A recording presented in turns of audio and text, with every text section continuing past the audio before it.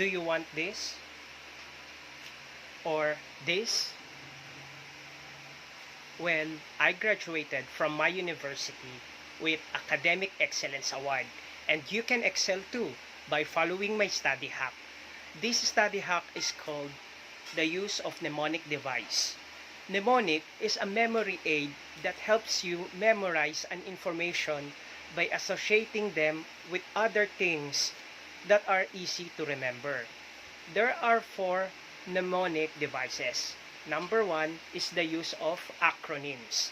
For example, in medical field, you can remember the compassionate care as TLC, which stands for tender loving care. Number 2 is the use of acrostics. Acrostic means you need to create a phrase or a sentence wherein the first letter of each word corresponds to the information that you need to remember. For example, you can use my very educated mother just served us 9 pizzas. That is the way to memorize the 9 planets around the sun, such as Mercury, Venus, Earth, Mars, Jupiter, Saturn, Uranus, Neptune, and Pluto.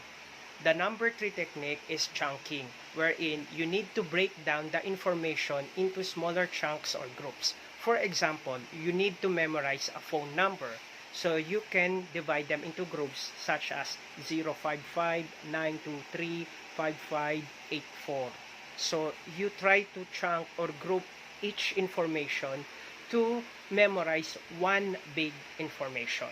Number 4 is the use of rhyme or songs that will help you remember the big information that you want to memorize. For example, you want to memorize the musical note for Twinkle Twinkle Little Star. So you can use the rhyme 115566544332221. So what are you waiting for? Use the mnemonic device and together we will excel. Good luck.